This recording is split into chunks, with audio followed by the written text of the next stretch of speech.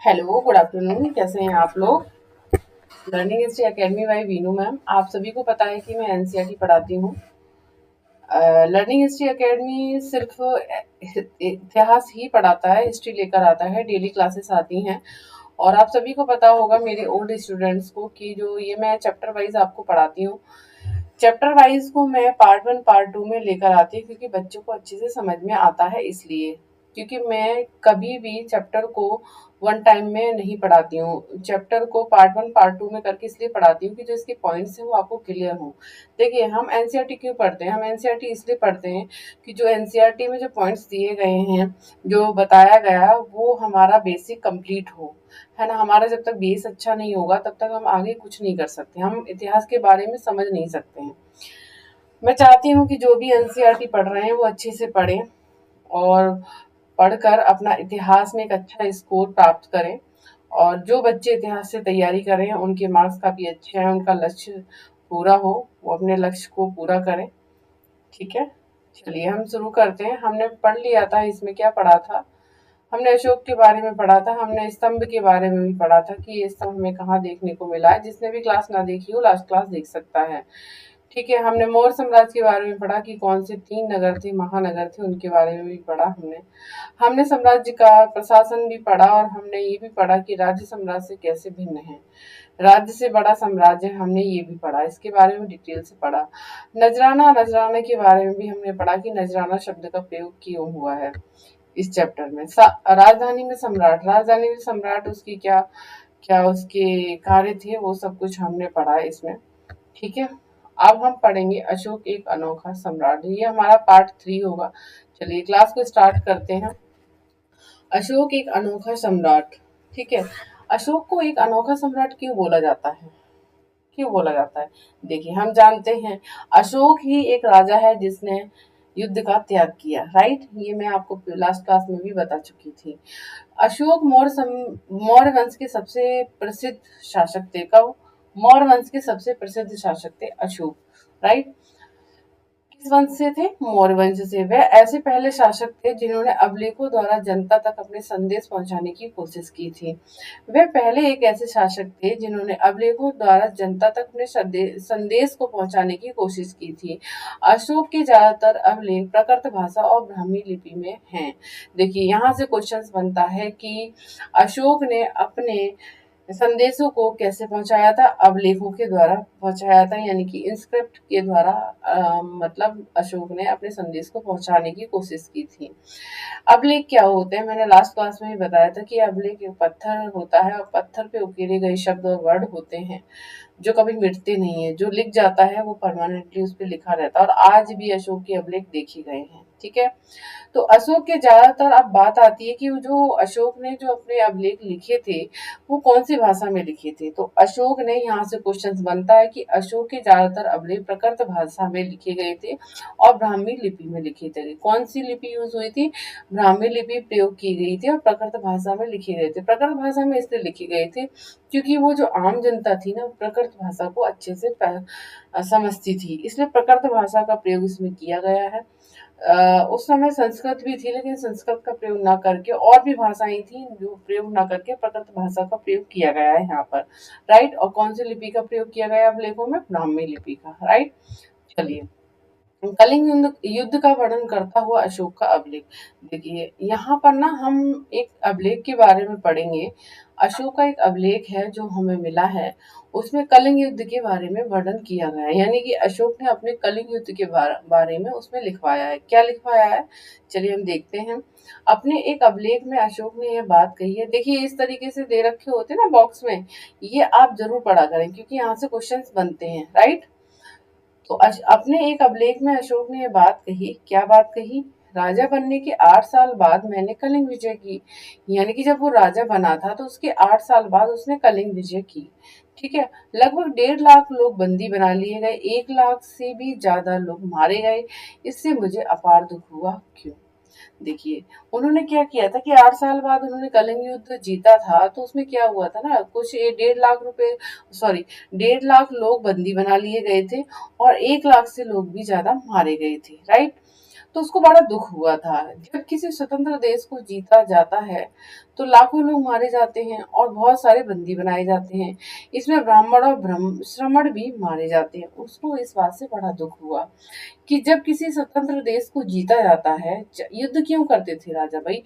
किसी देश को जीतने के लिए, राज्य को जीतने के लिए, है ना, संपदा को जीतने के लिए करते थे, और वहां से बंदी भी बनाते थे, लोगों को बंदी बना के अपना गुलाम बनाते थे, अपना सारा काम करवाते थे राजा। ठीक है, तो और उसमें क्या होता था कि ब्राह्मण और श्रमण भी मारे जाते थे उस युद्ध में। भाई युद्ध में तो कोई नहीं बच पाता था ना, युद्ध में मरते थे लोग। तो फिर उसको बड़ा दुख हुआ था ये जानकर। जो लोग अपने सगे संबंधी और मित्रों को बहुत प्यार करते हैं तथा दासों और मृतकों के प्रति दयावान होते, वे भी युद्ध में या तो मारे जाते हैं या अपने प्रियजनों को खो देते हैं। बिल्कुल बड़ा दुख हुआ उसको जब ये बात वो सोचता है। ठीक है, और ये बात वो लिखवाता है अभिलेख के अंदर। इसलिए मुझे पश्चाताप हो रहा है। अब मैं धर्म पालन करने एवं दूसरों को इसकी शिक्षा देने का निश्चय किया है। उसने क्या किया? उसे बहुत पश्चाताप हुआ ये सब कुछ देखकर कि युद्ध में लोग मारे जाते हैं, बंदी बनाए जाते हैं, सगे संबंधी मित्रों को बहुत प्यार करते हैं वो भी मारे जाते हैं, ब्राह्मण और श्रमण भी मारे जाते हैं, प्रियजन भी मारे जाते हैं।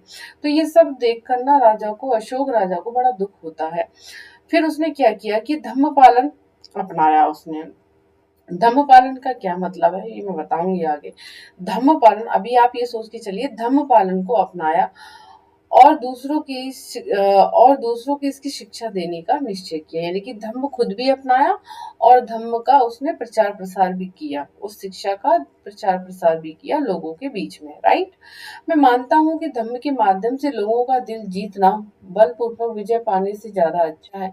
मैं यह अभिलेख भविष्य के लिए एक संदेश के रूप में इसलिए उत्कीर्ण कर रहा हूँ कि मेरे बाद मेरे बेटे पोते युद्ध ना करें। मतलब उन्होंने ये बात कही, उन्होंने इतना दुख हुआ कि उन्होंने एक बात कही कि इसके बाद ना मेरे बेटे पोते जो भी हो, मेरी जो भी आगे की पीढ़ी हो, वो युद्ध ना करे।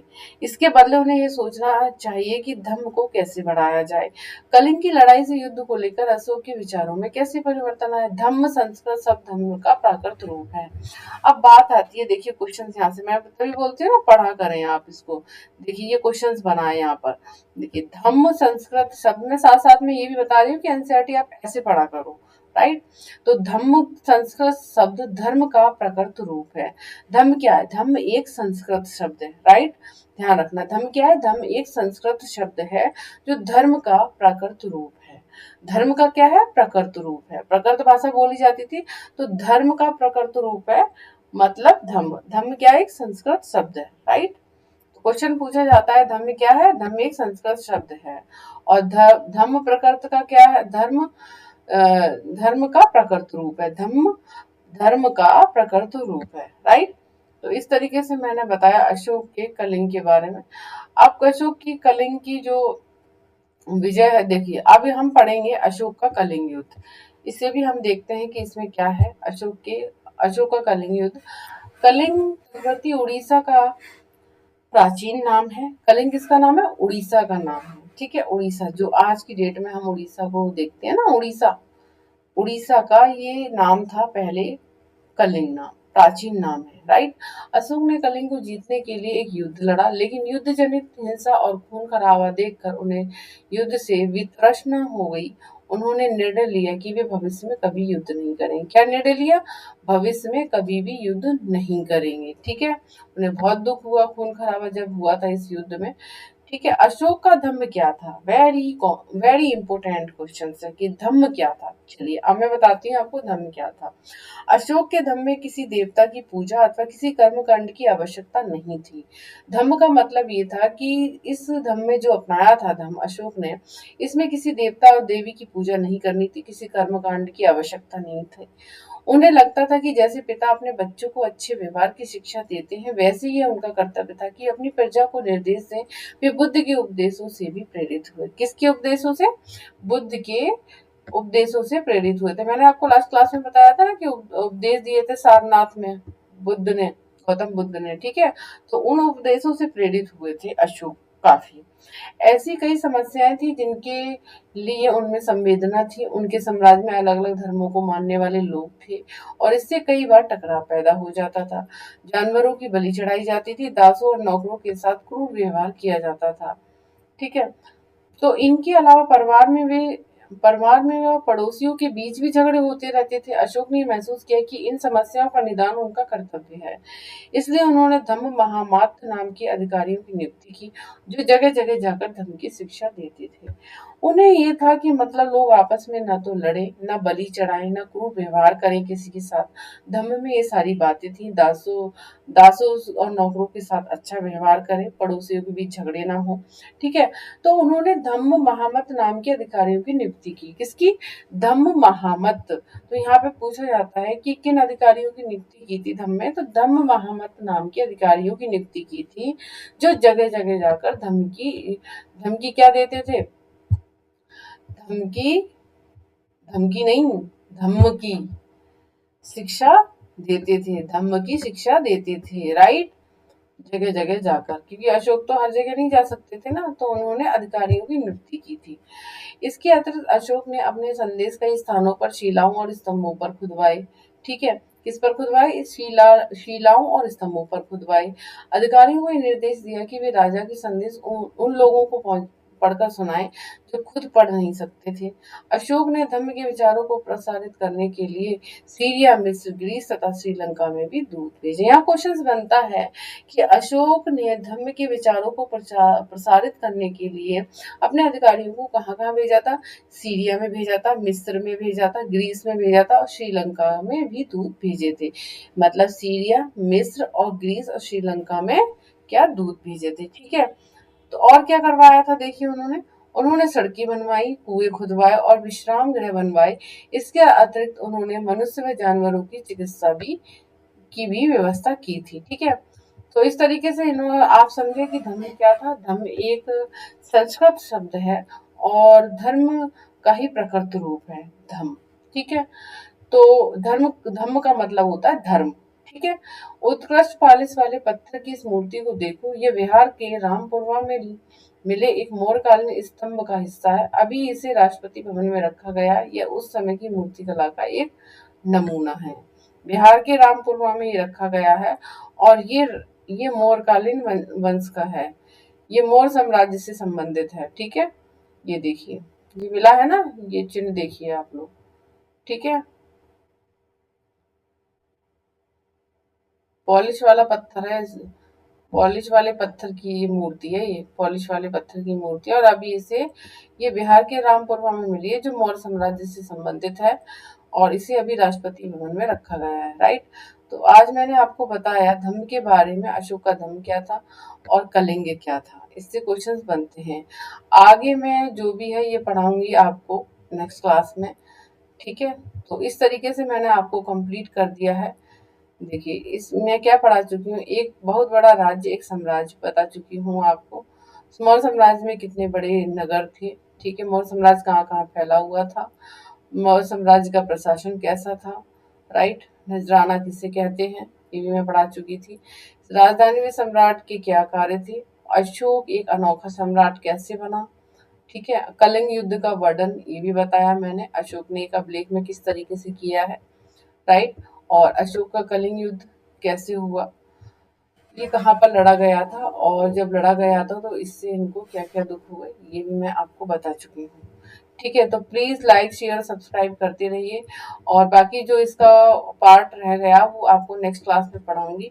ठीक है। आप टेंशन ना लीजिए, नोट्स में लेकर आऊंगी, खुद से बाई हैंड बनाऊंगी नोट्स, एवरी चैप्टर के नोट्स बनाऊंगी और आपके चैप्टर वाइज लेकर आऊंगी। वो पार्ट वाइज नहीं होंगे, पार्ट वाइज मैं नहीं दूंगी आपको, वो चैप्टर वाइज मैं आपको बताऊंगी, नोट्स में पॉइंट्स लेकर आऊंगी और एग्जाम की दृष्टि से वेरी इंपॉर्टेंट है आपके वो नोट्स, राइट। तो चलिए कल मिलते हैं इसी समय, हम एनसीईआरटी के साथ मिलेंगे, क्लास 6 अध्याय 7 के साथ मिलेंगे। आप लोग पढ़कर आइए, अगर कोई कंफ्यूजन है तो आप लोग मुझसे पूछ सकते हैं। ठीक है। वैसे आप लोग भी प्रिपरेशन कर रहे हैं, अच्छी नॉलेज है आपको, बस इतना है कि आपको एक हिंट देनी होती है कि मतलब आपके क्वेश्चंस कैसे कैसे यहाँ से बन रहे हैं, क्योंकि सरसरी नजर से स्टूडेंट्स पढ़कर निकल जाता है, उसको पता नहीं रहता है तो कैसे कैसे क्वेश्चंस यहाँ से बन रहे हैं। साथ साथ मैं भी आपको ये बता रही हूँ और चैप्टर भी कंप्लीट कर रही हूँ, राइट। तो चलिए मिलते हैं कल इसी समय। बाय बाय, टेक केयर, ख्याल रखिए अपना।